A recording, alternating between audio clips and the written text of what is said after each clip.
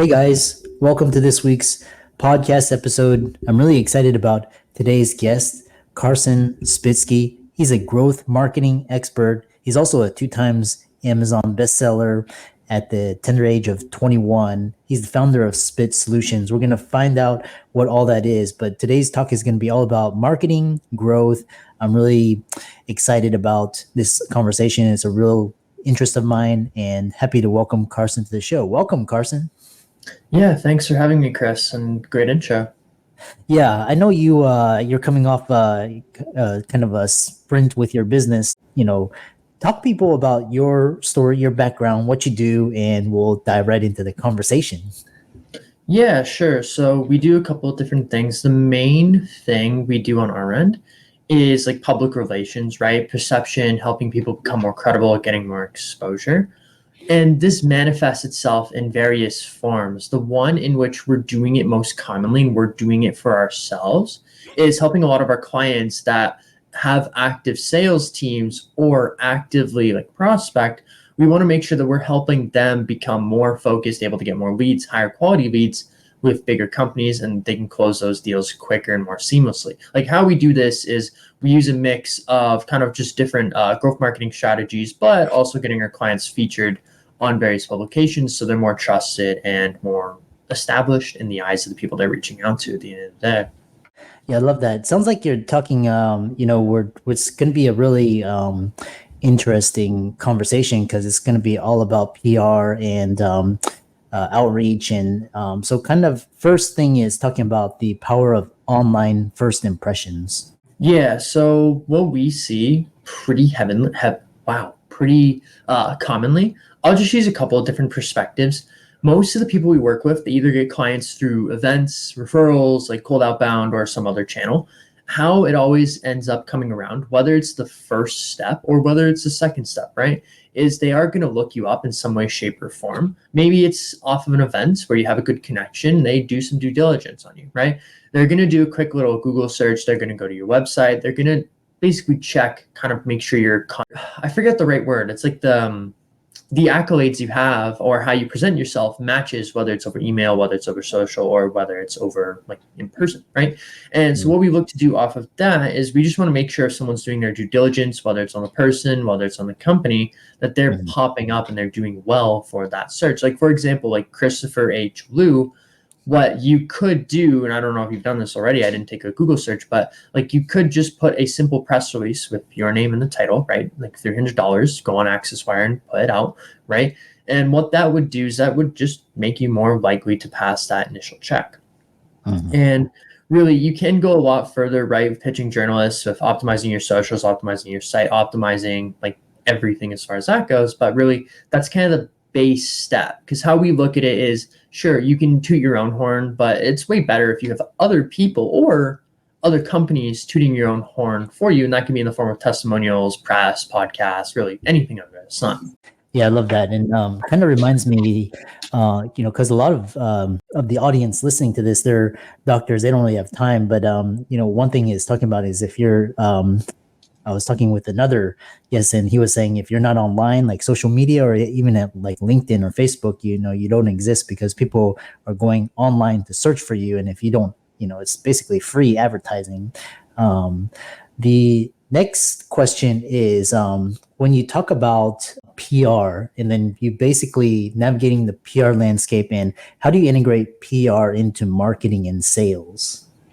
Yeah, sure. So how we look at it is it all comes back to human psychology at the end of the day. And this ties deeper than just an online presence. Like everything from marketing, from your interactions, you want to be unique. You want to be differentiated, whether it's your company and the positioning, your offers. You don't necessarily have to differentiate on the services you provide, but if it's perceived as slightly different, that helps. And I'll use a bit of an example here. This is kind of a bait question here, Chris, but do you get a fair amount of emails per day? Say again, do I get what? Do you get a fair amount of emails per day just pitching you on random stuff? Yeah, they're really annoying, by the way. So Yeah, exactly. No one really wants them. But yeah. what they're doing is they're either attempting to get a meeting or they're attempting to get a reply. Those are fine at the end of the day. But what's a way better strategy is giving something that can be nurtured into a meeting, like something that you would actively say yes to. Like, for example, I said yes to this podcast and I was invited. That's a great meeting mechanism that if like you wanted to, for example, Chris, and this could be exactly what you're going for, right? You could nurture it into a meeting and into trust and into a relationship. And by all means, if someone is pitching me the same thing, but they're 10 different people are pitching it, I'm likely going to end up going with Chris because he's more likely to actually have that relationship, have the unique positioning, and at the end of the day, be perceived as better and different, right? So that's really all we try and establish for our clients. It's more turning something into something that can be nurtured into a meeting rather than going for a meeting or going for interest in our services, really. Yeah.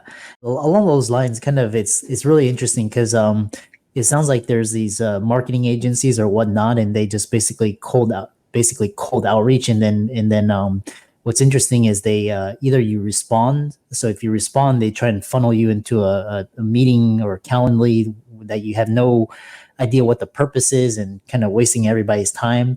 Or if you don't respond, then they keep on badgering you, those kind of things. And it's like I said, it's really annoying. And it's kind of, even your spam filters or block, they still get through somehow.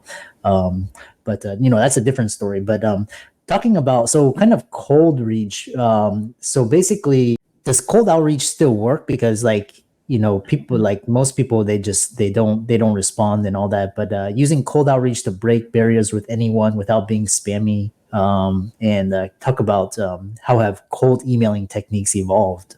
Yeah, so there's 4% of people actively in the market that are actively looking for like your service, your product, or open to discussing, right?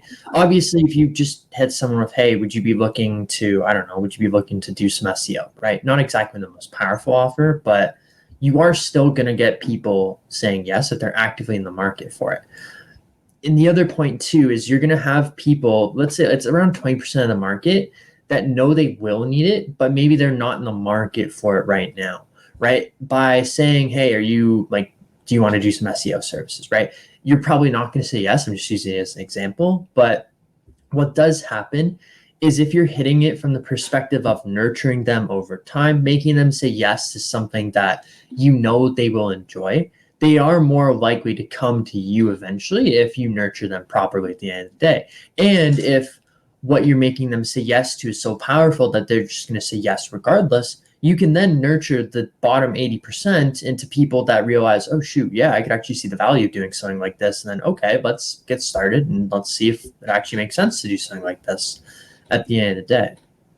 Yeah. But yeah, cold outreach, I don't really think it's dead. It's just evolving because over the past 2 or 3 years, what's happening, because we do a lot of this, it's become way easier, way less costly to send out emails, send out LinkedIn messages, everything, compared to ads or like social media DMs. It's way easier just to blast out emails, right? Nothing wrong with it. Your cost per lead goes down, the ability to send more goes up, but the saturation levels and the market sophistication goes way up, right? Because in 2020, 2021, you'd be way more likely to reply to a random cold email than you would be today from what I've seen.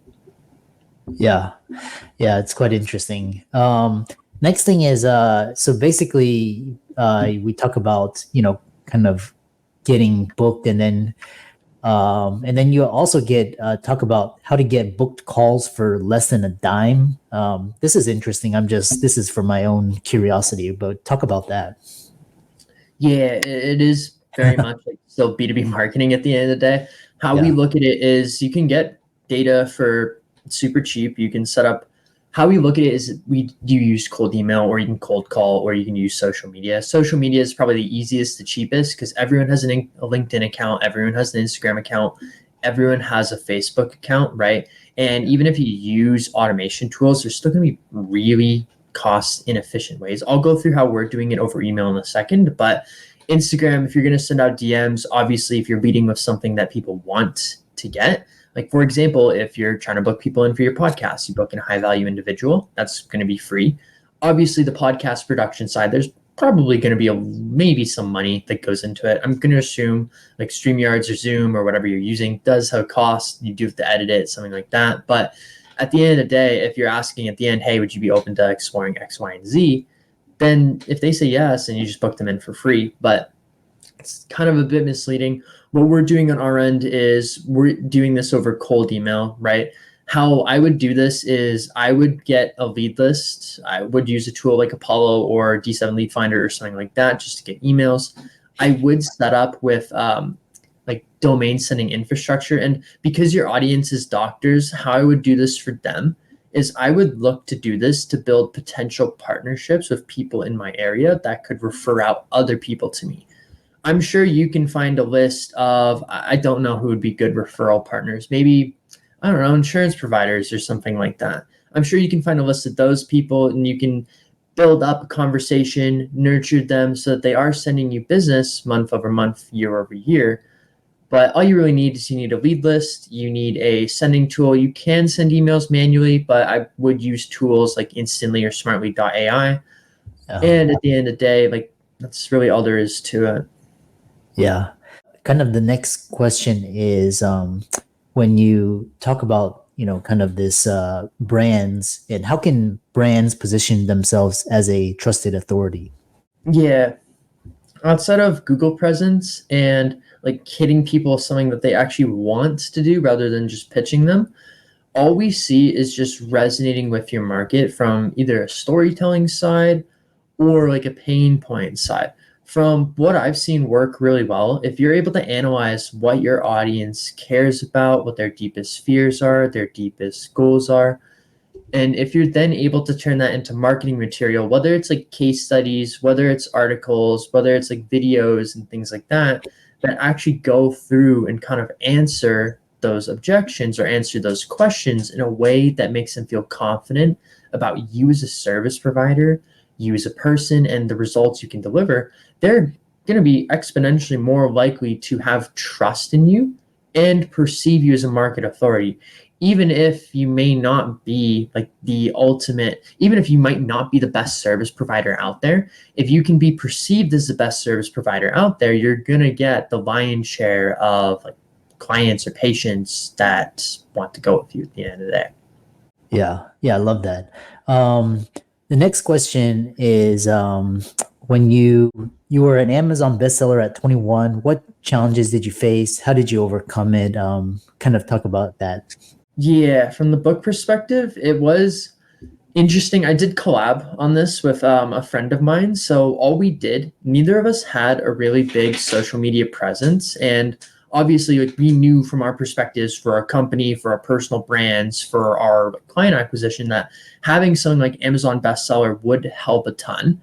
So all we really did when we actually posted our books was we literally just ran ads. We just ran ads straight to the book to get people to purchase. And we made it a super low price so we could go up the rankings. And really, I think we spent around, I think it was $500,000 for people to buy the book. And that ended up getting us number one on those books. And obviously we're now able to use like, bestseller on Amazon. So it wasn't really too difficult. The promotion side is really not that hard. It's the writing side that's kind of a pain. Because again, you don't know how you want to style the book. You don't know what you want to talk about. You don't know how to catalog the chapters.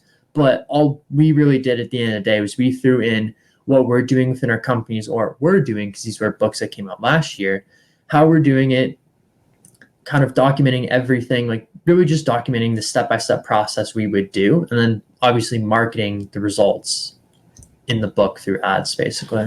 Yeah. I love that. I love I've written 4 books, and it's kind of I love talking about, just everybody has a book in them. And there's a good quote one of my mentors said is, start, just good things come to those who write, because writing gets you more publicity, builds your brand, leads to more opportunities, and you can parlay it into your own brand, social media, etc. The next question is your experience working with TEDx and other publicly traded companies. What are some key takeaways from these collabs? Yeah, so everything I've seen is I've gotten kind of lucky working with larger organizations. Half the time I'm getting right to the main decision maker. And I think it's kind of just the company size and the slot too, where it's a lower end employee size organization where I can reach the main decision maker without a lot of bureaucracy. and they also have shorter sales cycles. But really, like talking to one of those, like talking to a high end like CEO versus a like everyday, like even just like a 7-figure doctor or something like that, it's a way different conversation. At the end of the day, if you don't necessarily have to do anything as far as like qualifying or diagnosing. So if they're on the call, they know they have an issue. They just need to know why the issue is relevant. Why can you solve their problem? And at the end of the day, how you can even help in the first place. So those calls, whenever I get on a call with like a high-end like CEO, it's like a 10-15 minute call and they have a decision right away. Just because all I'm asking is, okay, like what would you actually be looking to accomplish? What have you guys done in the past? Like, what are the requirements to look at this? What are the hurdles we need to go through? And then this is what we can do. This is the clear ROI of it. This is the exact process timeline. Here's our guarantees. And really, that's generally enough where if they're hopping on the call, they're so like ready to do it in the first place that it's a pretty easy sales cycle. For other companies like TEDx or larger organizations where it's a bit more of a sales cycle, it is more nurturing. It is more having an in with one person, having that one person carry it. I've gotten a little bit lucky. I haven't really had to do anything where I'm carrying it past multiple departments or anything like that. So I would count myself a little bit lucky. But at the end of the day, it is just like pushing volume and getting a little bit lucky. Like volume negates skill, in my opinion. So, I mean, I guess I just got a bit lucky. Yeah. And then kind of, as a final takeaway is talk about this idea of key components of a compelling story that not only captures attention, but also drives action. And then finally, to close it out, how do people follow you, check out your social media, check out your work, and so on? Yeah.